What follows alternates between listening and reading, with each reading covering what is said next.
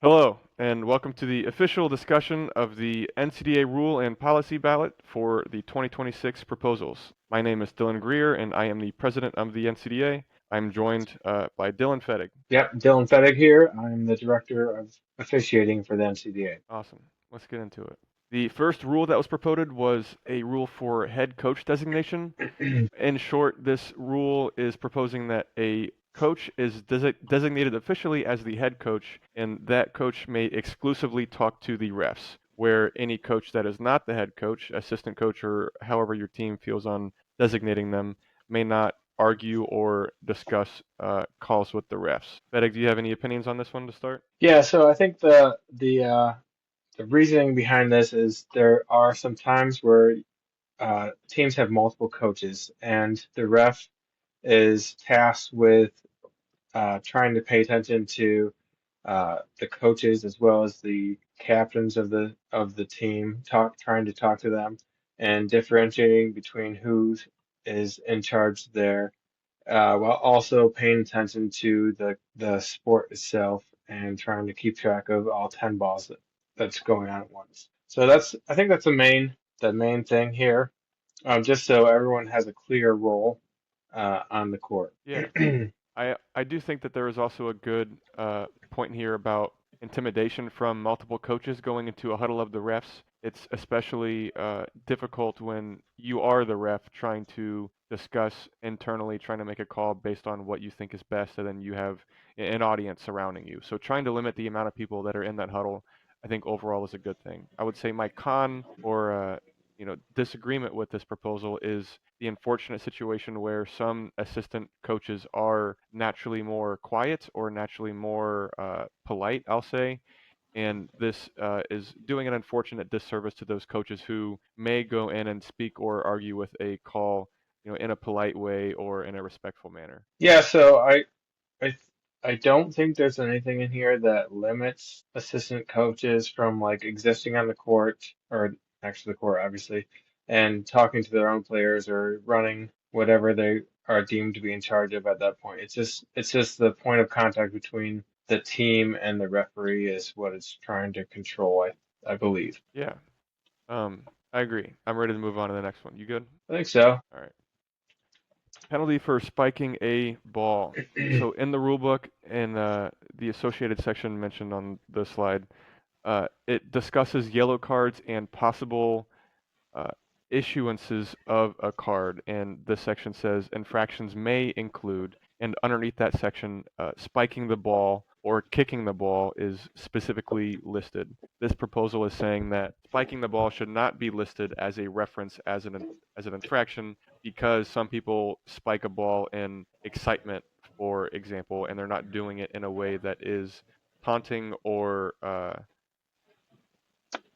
offensive to the opponent team. Yeah, so this is maybe the first ever proposal that removed something from the yellow card section, so that's unique. Um, it is something that is kind of requires the ref to use their judgment on to determine what's an appropriate or inappropriate spiking of the ball. The language says spiking of the ball of any sort is can be deemed a yellow card. So yeah, I think there's merit to looking at this part of the rule, and I don't really have a big problem with removing it, to be honest. My only thought here is that ref's discretion pretty much trumps all rules, especially those that are opinionated. And given that this is underneath the section that says infractions may include, it doesn't necessarily mean, or it certainly doesn't mean that you need to issue a yellow card anytime that this happens. So whether or not this does or does not pass, I think that truthfully the overlying thing is just whether or not the ref determines a card being necessary or not. Yeah, so even if this does pass and that language is taken out of the rule book, um, any like excessive spiking or like aggressive spiking could be still considered like unsportsmanlike behavior, just generalized. So, um, I think the intent behind this was that uh, it removes it from like the direct language of the rule book. So a referee isn't being like, oh, well, it says right here, any spiking of the ball, that's a yellow card. Um, when there clearly was no aggressive nature behind the putting down of the ball. Yeah, I think that that perspective is valid. The third rule that was proposed is that shot clocks must count down. To be honest, this was my proposal. My thought behind this was to increase consistency amongst the way that refs ref the game and the way that the sport is seen. I think this is specifically with the thought in mind that digital shot clocks will be used in hopefully all or most games going forward, and allowing the shot clocks to count down on those and having that be a consistent method is beneficial to the league in a lot of ways. Yeah, so as a Michigan region alum, uh, I was totally against this rule. The first, I don't even know how many times it was proposed, and looked down upon people from the East Coast mostly that counted down. Um, but after, doing some growing up, I have found that it makes a lot more sense if everyone is counting down to zero, right? Especially with the new shot clocks, they count down to zero, and that just makes more sense as a spectator, as a player. You have until the clock hits zero to make a throw. Like if it's counting up and you're not aware how many players you have on the court, then you don't know how long you have to throw. Um, when I wrote the rule book for the NDA, I purposely made it so that the only option is to count down. So I am a supporter of counting down at this point in time. Yeah, so that's where I stand. The next rule is to eliminate a loophole in the rulebook for calling a timeout during a team's last 15-second shot clock. So as it stands, when a player loses their fourth player and the remaining three players are on their last 15 count, the opposing team can call a timeout, and that timeout would reset their shot clock immediately to 10 seconds, where they should have a full 15-second shot clock. This is a loophole that was unintentional, I believe, and I don't think that there are any teams abusing this, and I don't think that this has ever even been done in this with this thought in mind. But the proposal is just to eliminate the loophole. Yeah, I think it's smart. And when we do rule book reviews as a rule book committee, I try to encourage people to look for any instance that can be abused in any way, and addressing that is appropriate to make the game more fair. And yeah, thumbs up for me. All right, that was the last of the rule proposals. So we are now going to go into the policies. These ones specifically affect the NCDA Constitution. So these are not proposals that necessarily affect the game directly, but they affect how the league is ran and how, for example, um, ranking is kept up to date and how tournaments are scheduled and so on and so forth. So the first policy that was proposed is the addition of a female 10th board position. Uh, I'll add some history on this rule before I get into the details of this. We added a director to the NCDA board in 2020 with the intent of that director being the director of women's engagement. At that time, the proposal for a women's league was made, and a few years later, 2020 was COVID, to remind anybody that may need that. A few years later, when we came back from COVID, the initiative to start that women's league began immediately because this position was added. In 2022, when the league was being formed, the women's division was being formed, we had a e-board vote to allow this board position to either be an open director or a specifically elected role. And the e-board voted to make it an open director position rather than a direct elect, as in you were applying to be the director of women's engagement, versus you're applying to be an open director. The e-board voted to make it an open director position because there are certain benefits in allowing multiple directors share responsibility rather than having responsibility be written exclusively under one board member in the Constitution. This will allow for better coverage if the female director, for example, needs help with something in her role. I would say the best example of that would be Dylan Fettig operating as the director of officiating when he coordinated with Becca Wen at the time, who was creating the women's rulebook, and because they were both open directors, it allowed them to work on that more coherently, I believe. Yeah, so that's what this proposal is essentially doing. It's to revisit that scenario and to make to add an additional board member, but also make that board position be a direct elect for a female identifying person only. Yeah, so when we did add the ninth board position, we technically already had 9 voting members before that, correct? The director of nationals, I believe, was a voting position. So we wanted to keep it at an odd number for tie breaking for voting purposes.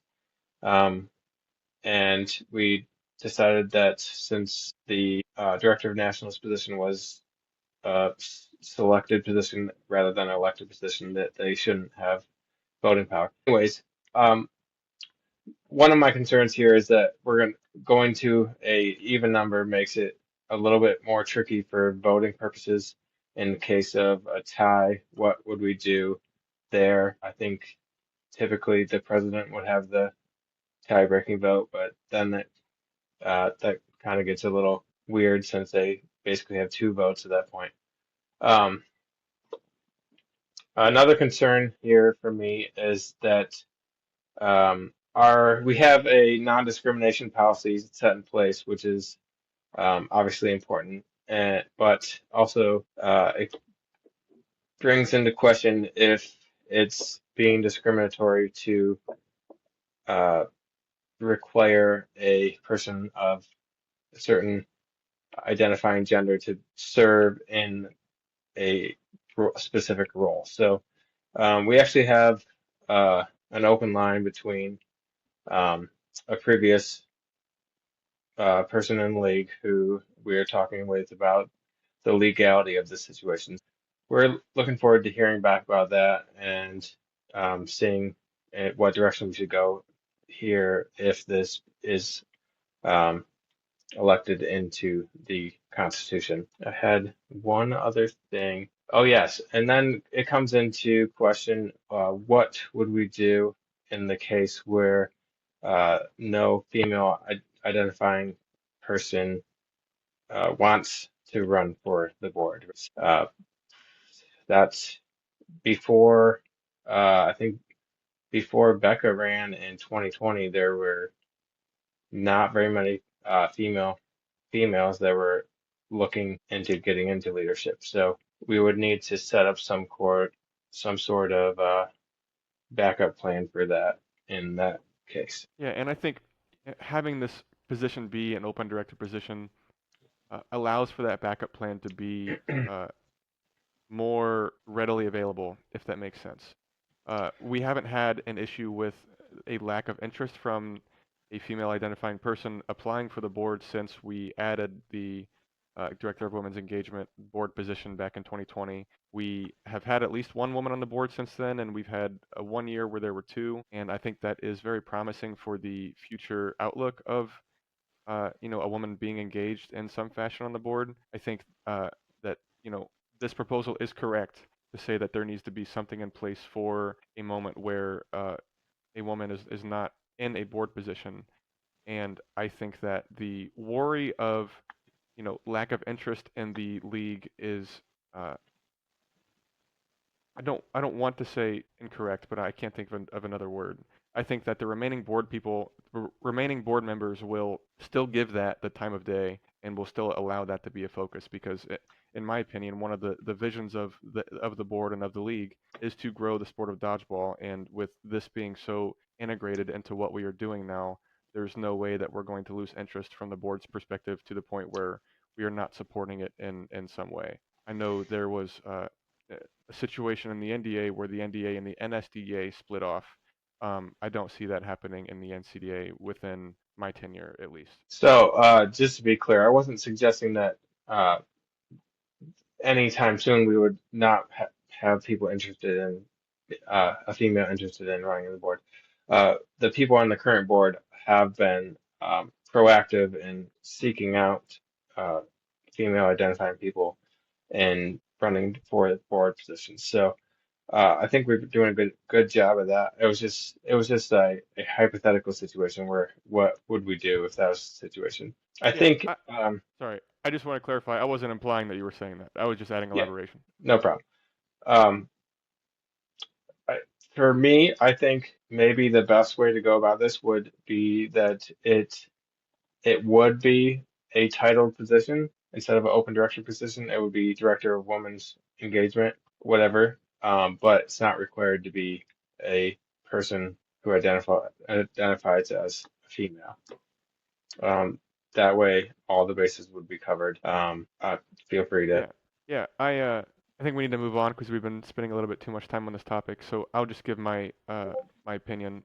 I truthfully just don't think we need any more board positions, just simply for the fact of diluting board responsibilities or uh, I guess a better way of looking at that is I don't think that the board should be seen as the people that get things done. I think that we need to restructure our staff in a way that isn't, a board of this would be 11.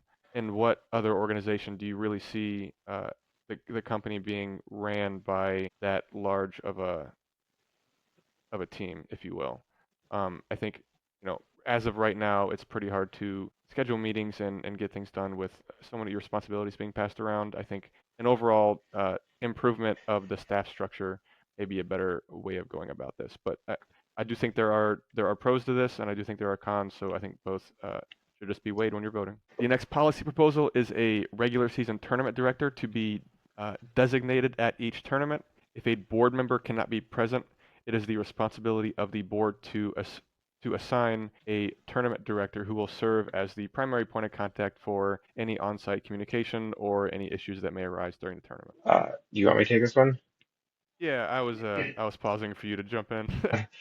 Yeah. So most of you listeners know that the current structure for hosting a tournament is that you at your host school reserve gym space and make it known that you are looking to host a tournament and then serve as basically the tournament director. We've never had that term before. And for the most part, the e-board has little to no involvement in the tournament at all. Really, that we as the e-board members prefer it that way. Like, we we don't know every court situation. We don't have the communication between hosting schools and their administration, and uh, it's just to me an unnecessary like middle area that exists, and I haven't seen a single problem uh, that this would help fix, really. Yeah, I think that there is positive intent and function of this. I think that this feels like it's sort of a clarification that we don't have, because if there is something that happens at the tournament, who do you contact? And somebody will just go and find the closest board member, or they will find somebody from the host school that may know. And I think there is benefit to appointing somebody or having an understanding of which person they should contact if there needs to be contact made in some sense. If there was a broken arm and you need to report it to the NCDA, who do you go to first if there is no board member present? As of now, you would go to the host school, but if I'm a brand new player to the league, do I know that? I think my con to this proposal would be just added responsibility to the board. I think that having the extra task of getting that tournament director assigned, which will most likely be the host school again, and then having that be announced in some fashion or having that be understood, is just another task for us. And again, this feels like more of a clarification than, as you said, Fettig, a problem that it is solving. Yep, next. The next proposal is the uh, change of or the official determination of NCDA division names. This proposal will define the divisions as open pinch and women's no sting, and a shorthand version would be referring to them as open and women's or pinch and no sting. I think there's a lot of history here that needs to be kind of elaborated on why the terms pinch and no sting really even are a thing. Fettig, you have a little bit more tenure in the world of dodgeball than I do. Would you mind going into a little bit on why those terms even became a thing and what they mean? Yeah, so um, back in my day, uh, it was just the NCDA, and you would play dodgeball, right? You're playing dodgeball. Not everyone pinched the ball or gripped the ball, like we called it. Um, it's called the gorilla grip or the grip throw.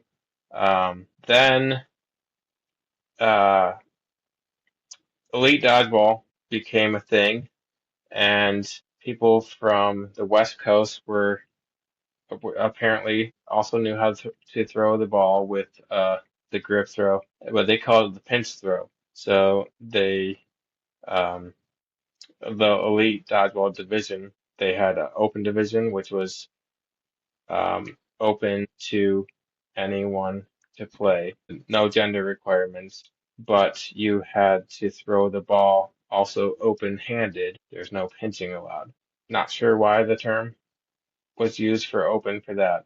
If it was either open hand or open gender to genders. But they also had a pinch division. That term stuck with people that played both NCDA and Elite, and it kind of canceled out the grip throw term, and now we call it the pinch throw.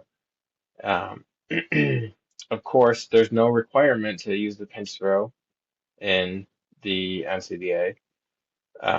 You can also throw open-handed, but also the open division is, as this is a suggestion or suggesting that it's open to anyone to play as well. So um, that was all confusing. Uh, I think naming the divisions or leagues, we have to decide if they're divisions or leagues still too, is important. I don't think these names choices are the best for me. Um, a no sting term, it refers to the type of ball itself. So the no sting ball is a little bit softer rubber than the 8.5 rubber ball that the uh, open division uses. The initial NCDA uses. Referring to one division as the ball type and the other division as how the ball is held is a little confusing to me. And I think we could do some work there to pick some better names, if we're being honest. Yeah, I think similar to what I said about the last proposal, this seems to add a bit of unnecessary clarification, in my opinion. I think, given the history of where the terms pension noting came from, and the fact that the general public doesn't quite understand what those terms mean, I think that adding them to the names of the divisions as officially or official terms will maybe clarify it for people who have some longevity in the sport of dodgeball, but for those coming in, I think that it would just add some confusion and questions for what that means and where those terms came from. And our league membership right now is sitting around 800 each year, and I would love for that to skyrocket here eventually. So keeping these terms as attached names to the league, I think, again, is just unnecessary fluff, if you will, to how our sport operates. Well, Especially given that, especially given that open is also a type of way to throw the ball. Given that there was the league and elite that was called open, and you weren't allowed to pinch. yeah. And uh, honestly, the term pinch and nose thing itself is kind of off-putting as we try to become more legitimate and like be taken seriously. Those terms are kind of silly. We should probably do some work on them to start with in the first place. Yeah, I think that there are several benefits to having official uh, designations to the names of the league. I think adding open and women's is positive in a sense. My personal viewpoint has always been that the Open League in this proposal's terms would be the NCDA, and the women's division is the women's NCDA, kind of following the same standpoint that the NBA and WNBA had, for example. I think that Yeah, it's just a professional standard that is already set, and that's just how I've always viewed it. I don't think that removing the term open, or I would say not including it, has any sort of discriminatory nature to it, especially given the fact that we have several women representatives in the league and we give them the light of day on our social media posts. Uh, for example, Alexis Schultz is doing really well with Akron, and she's kind of the face of that team, I would say, more or less. And if we continue to have women players step up in leadership roles on their teams, then there's not going to be any representation of women going away anytime soon. So the confusion of whether or not the NCDA division includes women or not, I lost my train of thought. It will always be understood that women are allowed to play if we continue to have women representatives be shown. Okay. Moving on to the next proposal for monthly league updates. This proposal is stating that the board shall produce monthly league updates. For example, a newsletter that is sent out each month, given uh, or showing specific league updates that the board has done for the previous month. yeah. So this is something that we have had positive intent to do, and it hasn't really been done super well. So making it a requirement maybe is a way to actually get it to be done. Um, the only concern I have is there's no there's there's no uh punishment for if it's not done. Like, yeah, sure, this is going to be done, but if it's not, then what? Yeah, this has been our on our radar for a couple years now. We have a template drafted for what a monthly newsletter would look like via email. We just haven't had the man hours to get this all the way through. I think given some personal issues on people or on the board, or specifically people starting families, I would say, has caused us to lose a little bit of our workforce, and having the focus be more on content has taken some thought away from these league updates. I think this is a good idea. However, I share the same thought as Fettig. Uh, it's just the requirement that I would say is the con from the perspective on the board. I think that there is good push uh, to make this a requirement, so this for sure gets done. But what happens if all of us go on vacation for a month and we're not able to? Then we would need some help from somebody in the community to step up and fulfill this requirement if we are unable to do so. Uh, yeah, I think this is a great idea, and it's been meant to be implemented for a while. It is has just been difficult in practice. On a similar vein, captain's meeting notes is the next policy proposal. This proposal is stating that the uh, captain's meeting presentation and the captain's meeting discussion should be written in a form of notes that is sent out to captains within 10 days of the event. Thumbs up for me. And these two back to backs makes me feel like we should probably have a secretary position. So if anyone wants to be secretary, let us know. Yeah, I'm all for that.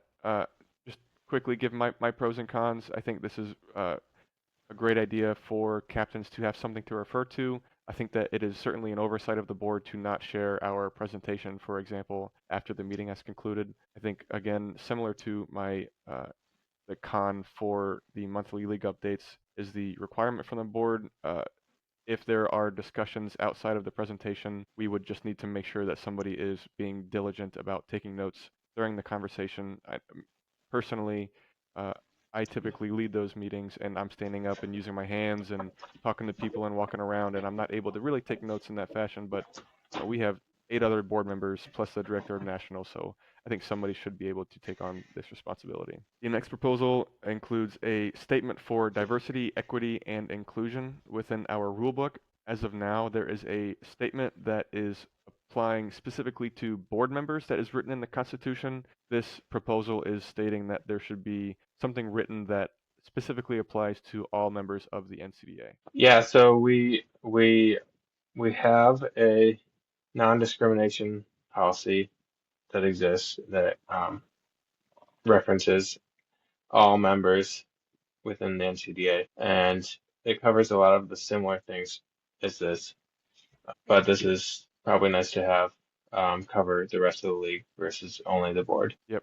I think that there's no harm in including this, and a slight rework of the already included statement would be uh, an acceptable change for our policy. The next policy refers to the application of forfeits, uh, getting a little bit more specific on how our ranking system uh, is is done.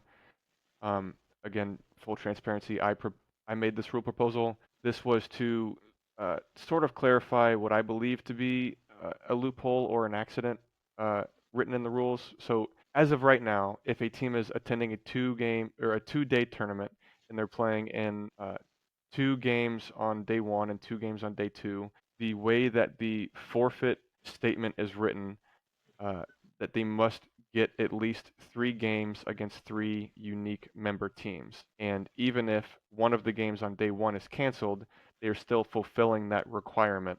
So they are not able to receive any forfeits from the team that may have backed out of the tournament. So this proposal is changing the forfeit rules to apply per day of a multi-day event. So if a team backs out last minute, leaving one team more or less stranded, if you will, then they will get benefits, or the team that backs out will face repercussions of that rather than there being no punishment. Yep, so this actually happened this last year, so it's not something that happens super often, but it is something that can happen. And we had no answer to fix it because it's a pretty unique situation, um, or specific, not unique, I guess. It's a specific situation that the rule didn't address. I believe we're on our last 2 proposals now. They both refer to the Nationals bid requirements. The first one specifically refers to an additional requirement to propose your nomination with more information at the captain's meeting. This specifically refers to items such as an event quote, gym pictures, and hotel options. So when you are in the captain's meeting presenting your nomination, you have to come with details. You cannot simply stand up and speak. You have to add some numbers, I suppose. Yeah, so for anyone that doesn't know the process, we collect net bids from captains to host nationals for the next season. We collect these at nationals at the captains meeting, and then for the next uh, it might be like a month until May 15th or something. We still collect national bids, so you can still submit your team's name to be put on the final ballot. Um, and there's no requirements for um, putting in a bid. This details what exactly you would have to do to be able to be allowed to submit a bid. So oftentimes we have teams that decide right there on at the moment at the captain's meeting, you know what? Put our name in the hat. We want to host. Um, and they don't have anything planned or what it would cost or anything. And we vote on them, and sometimes if they get it in and they still don't have a plan, then we spend the next 6 months wondering, are we going to be able to host nationals here? Are we going to have to switch last minute? The intent behind this is to remove the people who are just sticking their toes in the water, right? They don't know for sure what it's going to take or if they even really want to do it. They just think they just get the thought in their brain that it would be cool to host nationals, and so they decide, yep, we're going to do it. Yeah, I think there is a lot of benefit into having more details being presented at the captain's meeting. I would say one benefit that isn't necessarily written on here is that it would allow for open discussion while all the captains are in one place, rather than the captains having to do that research on their own after the fact. I think having pictures of the gym as a presentable option will allow for other captains to see what the gym may look like and ask questions saying, for example, does this gym have wall ball? Or you are only showing us 4 courts. What do the other 4 courts look like? And that sort of conversation wouldn't happen without these details. So I said a bunch of things in support of this. I think we should look at it from the other side, where um, what happens if no one does this? We don't have any options for hosting nationals. What happens? Oftentimes, college students aren't the most prepared. It's shocking. So uh, it's 12 months from the date that you're trying to propose. Not a lot of gyms will even give you a quote for their gym space. uh 12 months in advance. It's usually like a 8 months, 6 months. Like OSU, you can't even apply for a space until it's that semester, I believe. I see some problems that could occur here, especially like requiring hotel options. That seems a little excessive. Um, yeah, I think a proper bid is good, but Um, adding super specific details to being required on the bid is maybe bad. Yeah, I would say some schools will also have difficulty getting a quote before the captain's meeting. The meeting is essentially exactly 1 year away from the next nationals. So Yeah, each university will need to be prepared in their own sense to have a reservation put together and exactly what the duration of that event will be so they can figure out staffing 1 year ahead of time. I think yeah, that is probably impossible for majority of schools. So there would be, if this passes, there would be some tweak to it, I would imagine, that would allow for certain exceptions for when a school is unable to provide some information. So this goes right into the next proposal that is proposing a multi-round national bid process. This was proposed with the uh, current or previous process in mind, where, as Dylan said, uh, a lot of universities will just stand up in the captain's meeting and say, "Okay, I want to host too," or "I'll put a nomination in." And a lot of teams are, I would say, I totally lost my train of thought. A lot of teams don't give each team the light of day in that moment, and allowing for more time to make a decision between the captain's meeting and next season, I think will have more informed decisions, and similar to the last proposal, allow the nominating teams to gather those details and present them in a comfortable way to the teams. yeah. So let's explain this out a little bit. So it would be the standard that we currently have. You submit your team's bid to host nationals and whatever spiel you give. Um, Then they submit a full or more detailed proposal before September 1st. And then there'll be 2 weeks for the member teams to vote from those proposals. Um, and then if there's more than four, then the top three will be chosen to advance to a second round. And from there, the host would be picked. Right now, the process is that the host is selected in this upcoming ballot that we're about to send out. That's happening in the middle of the summer where teams are not at their school, where they can't get information from the administration, and they're not with their other members of their team talking about the options, right? Yeah. So I think to to clarify on something, the second round of voting is the September 1st round of voting. The first round is national, so 3 teams would make it out of the nationals bid uh, Oh, process, okay. and then those 3 would be voted on in September. That way, if there are 8 teams that propose to host at the captain's meeting, then only 3 of them have to do the additional work to get a event quote and search hotel options and so on and so forth. So this will allow for 3 educated decisions to be made or to be voted on rather than, you know, uh, to be honest, The true intent of this proposal is to go away from voting on location, and I don't think that that is ever going to be successfully done while our league is in the current state as it is, or in the current geographic state. And for example, UWP submits a bid every year, and I personally think their facility is great for hosting this event. They have a second level balcony with a track that overlooks every single court, and it would be great. But nobody considers it specifically because it is the farthest uh, host, and that is truthfully acceptable. But I think it is worth doing the due diligence to see whether or not they would be a good host, with details outside of just location. All right, that's all for me. Fettig, anything else? Um, I do not think so. Sounds good. This ended up being, I think, a little bit longer than we were hoping for, but if you sat through all of this, thank you.